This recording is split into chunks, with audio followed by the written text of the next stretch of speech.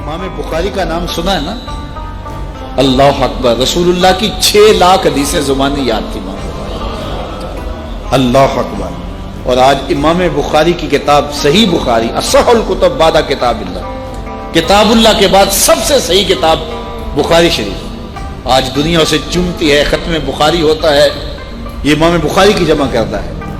امام بخاری سفر پہ جا رہے تھے اور امیر آدمی تھے، 6 لاکھ اشرفیاں اس زمانے میں آپ کے پاس تھے، یہ چھوٹا سرمایہ نہیں تھا، کشتی کا سفر تھا۔ کسی شخص نے دیکھا کہ ان کے پاس 6 لاکھ اشرفیاں ہیں، اس نے سوچا عالمانہ وضاقتہ ہے، پگڑی ہے، جبہ ہے، تو یہ اتنی اشرفیاں تو کسی تاجر کے پاس ہونی چاہیے، تو یہ ایک عالم کے پاس اتنی اشرفیاں ہیں۔ تو اس نے کہا کہ چلو ایک طریقہ ہاتھ آ گیا، میں ذرا کوئی ہیلا کرتا ہوں اور یہ پیسے میں خود حاصل کر لوں۔ تو اس نے شور مچا دیا کہ میری 6 لاکھ اشرفیاں چوری ہو گئی، کہ جب سب تلاشی لی جائے گی تو ان سے نکلیں گی تو لوگ کہیں گے تو ایک مولوی شخص ہے اور تیرے پاس اتنے پیسے کہاں سے آئے، تو اشرفیاں مجھے مل جائیں گی۔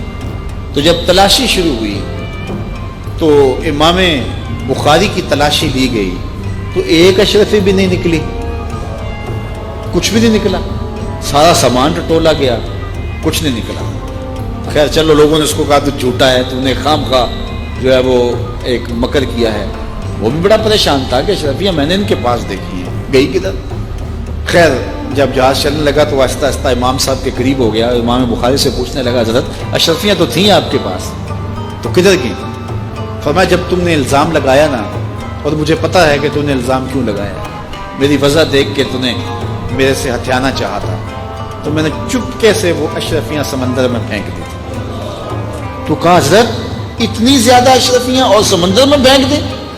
کہا ہاں۔ کہا کیوں پھینکی؟ تو حضرت امام بخاری فرمانے لگے کہ اگرچہ وہ اشرفیاں میری تھیں، میری ملک تھی، اور تو نے اگرچہ یہ شور کیا تھا لیکن ایسے مجھ سے لے بھی نہیں سکتا تھا، لیکن ہو سکتا تھا کہ کوئی ایسا فیصلہ ہو جاتا اور اشرفیاں مجھے تجھے دینا پڑتی، یا کوئی آدھی آدھی کر لیتے یا کچھ ہوتا، تو اب میری وضع عالمانہ ہے اور میرے اوپر لگ جاتا الزام چوری کا، اگرچہ میں چور نہیں ہوں لیکن لگتا تو الزام، قیامت تک لوگ میری حدیثیں قبول نہ کرتے کہ اس پہ تو چوری کا الزام ہے۔ تو کہا میں نے اپنے کام کو محفوظ کرنے کے لیے اشرفیاں قربان کر دی، اتنی اشرفیاں صرف اپنے کردار کو بچانے کے لیے، اور ہم ٹگے کے لیے، چائے کی پیالی کے لیے دین بیچ دیتے ہیں، اور پھر کہتے ہیں آج علماء کی قدر کیوں نہیں ہے؟ میاں قدر ہم نے خود بیچی ہے، ایک ہی چیز ہے، یا پیسے لے لیں گے یا قدر لے لیں گے۔ تو یہ ذمہ داری تھی ہماری کہ ہم انتہائی حساسیت کے ساتھ جو ہے اس دور کا ادراک کرتے اور حالات کو سمجھتے، اور جن لوگوں نے حالات کو سمجھ کے قدم اٹھائے ہیں وہ کامیاب اور بامراد ہوئے۔ یہ علماء کو بھی بہت زیادہ پھونک پھونک کے قدم رکھنے کی ضرورت ہوتی ہے کہ وہ ایک ایک قدم پھونک کر کے رکھیں۔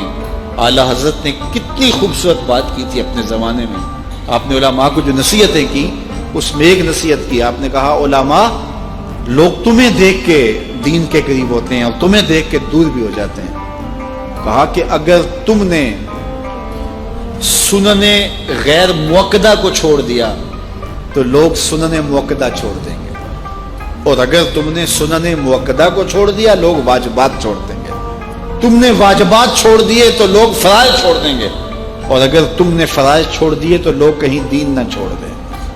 اور پھر کہا اے طبقہ علماء، تم نے اگر مکروہ تنزیہیہ کا ارتکاب کیا تو لوگ مکروہ تحریمیہ میں پڑ جائیں گے، اور اگر تم نے مکروہ تحریمیہ کا ارتکاب کیا لوگ حرام میں پڑ جائیں گے، تم نے اگر حرام کا ارتکاب کیا تو لوگ کفر میں پڑ جائیں گے۔ اس لیے علماء کو آج کے دور میں نہیں، ہر دور میں اپنے کردار کو بڑا صاف رکھنا۔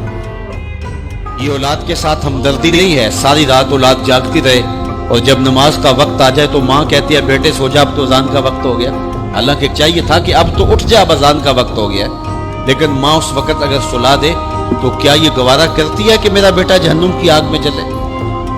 ماں اپنی اولاد کو جگائے، اس سے ہمدردی یہ نہیں ہے کہ اب اس کو سونے دے، بیچارہ ساری رات جاگتا رہے۔ ساری رات جاگنے کو اسے حکم کس نے دیا تھا؟ فجر کے وقت جاگنے کا حکم ہے جب رحمت اللہ کی بڑھ رہی ہے، تو اس کو بیدار کرے، اس کو جگائے۔ کڑکتی دھوپ ہے، آج کل موسم کتنا گرم ہے، تو اگر بچہ دھوپ پہ کھڑا ہو اور اس کے پاؤں جلس رہے ہوں تو ماں گوارا کرتی ہے، بھاگ کے اچک لے گی بچے کو کہ میں اسے دھوپ سے، تمازت سے، گرمی سے بچا لوں۔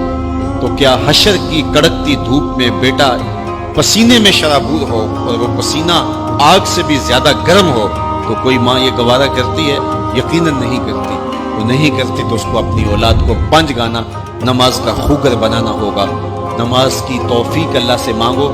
آج کے اس اجتماع میں یہی پیغام ہے اور یہی دعوت ہے اور یہی قرآن مجید کی تعلیمات کا خلاصہ ہے۔ 1 بار نہیں، 2 بار نہیں، 10 بار نہیں، 20 بار نہیں، 100 بار نہیں، قرآن و حدیث کے اندر 750 مرتبہ نماز کا حکم آیا ہے۔ اب ذرا غور کیجئے، 1 مرتبہ کہہ دینا کیا کافی نہیں ہے؟